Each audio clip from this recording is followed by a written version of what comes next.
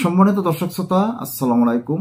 আজকে আপনাদের সামনে আরো একটি নতুন ভিডিও নিয়ে উপস্থাপনা করতে যাচ্ছি, যা বৈষম্য বিরোধী ছাত্র আন্দোলন থেকে বের হয়ে নতুন সংগঠনের ঘোষণা। এখন বৈষম্য বিরোধী ছাত্র আন্দোলনে যারা অংশগ্রহণ করেছিলেন তারা সকলে মিলেই বৈষম্য বিরোধী আন্দোলন করেছেন। এর মাঝে তারা যারা সমন্বয়ক ছিলেন 188 জন সমন্বয়কের মাঝে তারা একটি দল গঠন করার চিন্তা করেছিলেন। তাদের দলের নামও বলেছে নাগরিক কমিটি।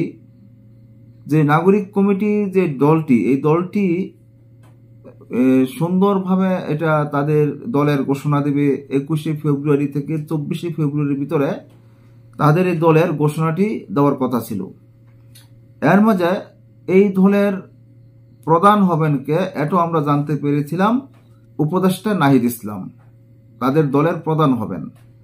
এটা নিয়েও একটা টানাপোড়েনের সৃষ্টি হয়েছে। এখন এখানে তাদের দলের যে সদস্য সচিব কে কে হবেন, এটা নিয়ে তাদের দলের মধ্যে একটা হট্টগোলের সৃষ্টি হয়ে গেল, যে কে কাকে রেখে কাকে পদ দিবে। এটা নিয়ে পদ নিয়েই তাদের এই দলের একটা বিভক্তির সৃষ্টি হয়েছে। এখন এই দলের বিভক্তির সৃষ্টি হওয়ার পরেই বৈষম্য বিরোধী ছাত্র আন্দোলনের যে সমন্বয়ক যারা আছেন, যেমন আব্দুল কাদের, বাকের মজুমদার, তারা মিলে আরেকটি সংগঠন করার চেষ্টা করছে। যে এখন এই যে তাদের কাছ থেকে বের হয়ে এসে আবার আরেকটি সংগঠন করিতেছে, এমন আরো একটি সংগঠন করবে, যে তাদের মাঝে একটা টানাপোড়েনের সৃষ্টি হয়েছে। যে এটা কেন, যে একজনে একটা পদ নেবে, আমি তো বৈষম্য বিরোধী ছাত্র আন্দোলনে কোথাও কম অবদান রাখি নাই, তাহলে আমাকে কেন পিছনে ঠেলে দিবে। আবার এখানে কিছু কিছু সমন্বয়ক আছে, তারা সামনে আসে নাই, তারা পিছন থেকে আন্দোলন করেছে। সেই আন্দোলনের পরিপ্রেক্ষিতে তাদের মুখটা অনেকে চেনে না, আবার অনেকে চিনেন।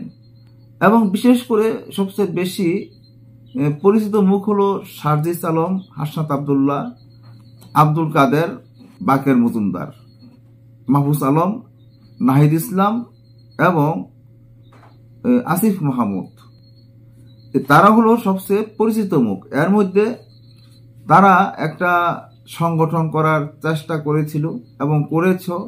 তাদের সংগঠনের নাম ঘোষণা করবে, সংগঠনটা কবে থেকে চালু হবে এটাও একটা ঘোষণা করেছিল। এবং নাহিদ ইসলাম বলেছে তাদের সংগঠনের হাল ধরার জন্য উনি পদত্যাগ করবেন।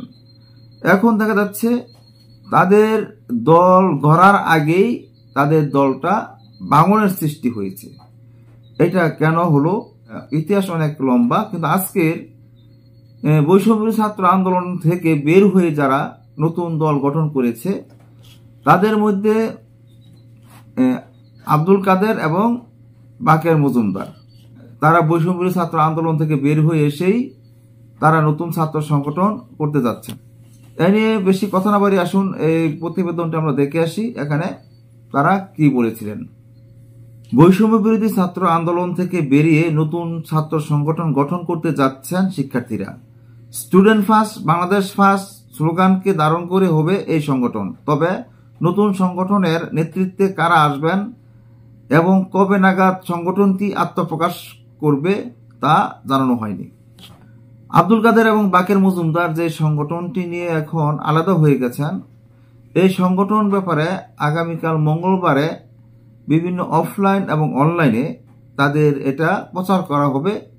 এই প্রচারের মাধ্যমে যেমন ঢাকা বিশ্ববিদ্যালয়, চট্টগ্রাম বিশ্ববিদ্যালয়, যশোর বিশ্ববিদ্যালয়, জগন্নাথ বিশ্ববিদ্যালয় এবং রাজশাহী বিশ্ববিদ্যালয়, জাহাঙ্গীরনগর বিশ্ববিদ্যালয় এবং সরকারি বেসরকারি যত বিশ্ববিদ্যালয়ের ছাত্র এবং স্কুল কলেজের শিক্ষার্থী যারা আছে, সকলে এটার অংশগ্রহণ করতে পারবেন।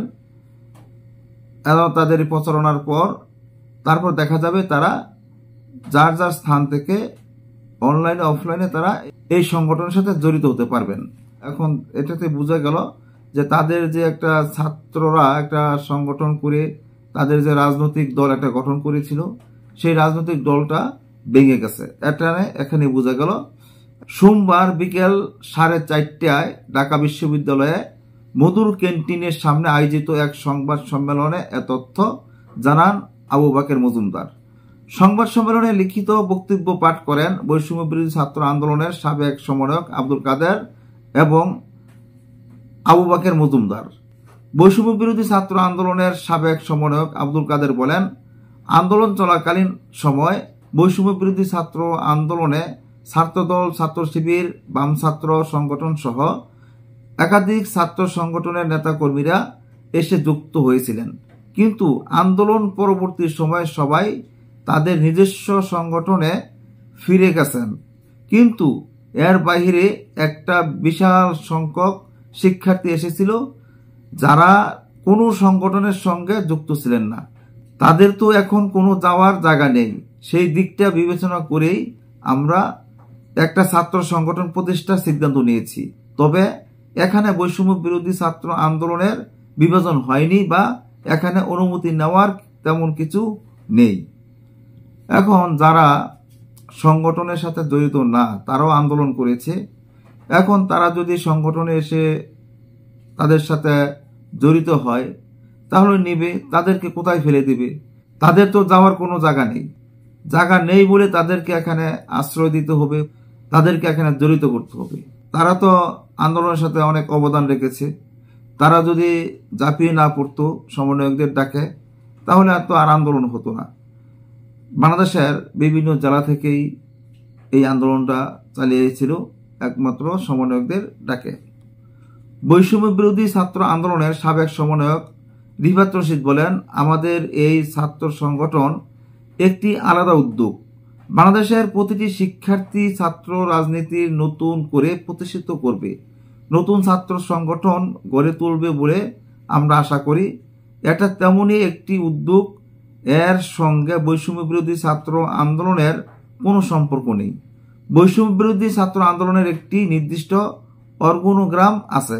সেখানে আহ্বায়ক, সদস্য সচিবরা তাদের মতো করে পরিচালনা করবেন, তারা তাদের মতো করে চলবেন। এটি একটি স্বতন্ত্র উদ্যোগ। এখানে নিজস্ব গঠনতন্ত্র এবং যে পলিসি সে অনুযায়ী বাস্তবায়িত হবে। আবু বকর মজুমদার বলেন, বৈষম্য বিরোধী ছাত্র আন্দোলনে ছাত্র দল, ছাত্র শিবির, ছাত্র শক্তি, বাম ছাত্র সংগঠন সহ আরো ইসলামী ছাত্র সংগঠনের ছাত্ররা ছিল। কিন্তু আমরা মনে করছি জুলাই অভ্যুত্থানের পরবর্তী সময় আন্দোলনে যে অস্বীকার ফেসিবাদী সিস্টেমে সম্পূর্ণ বিলোপ এবং নতুন রাজনৈতিক বন্দোবস্ত, এই দুটি বাস্তবায়নের মধ্যে দিয়ে বৈষম্য বিরোধী ছাত্র আন্দোলনের কার্যক্রম সমাপ্ত হবে। একই সঙ্গে সাধারণ শিক্ষার্থী সহ যারা একই মতাদর্শের, যারা জুলাই অভ্যুত্থান থেকে আরো বেশি সফিস্টিকেটিভ ভাবে মিশনারি পলিটিক্স করতে চায়, তারা এই নতুন ছাত্র সংগঠনের উদ্যোগ নিয়েছে। সম্মানিত দর্শক, আপনারা বুঝতে পেরেছেন এখানে যে ছাত্র সংগঠনের মাঝে যে একটা বিভক্তি ঘটেছে, এই বিভক্তিগুলো কেন ঘটেছে? যে সংগঠন করে তারা দেশের প্রধান হওয়ার চেষ্টা করেছিল, দেশের সরকার হওয়ার কথা ছিল, আজকে যদি তাদের এই সংগঠনটা ভেঙে ভেঙে আলাদা হয়ে যায় তাহলে তো তাদের সরকার হওয়া সম্ভব হবে না। আজকে কি বলবো, আজ এই পর্যন্তই। আল্লাহ হাফেজ।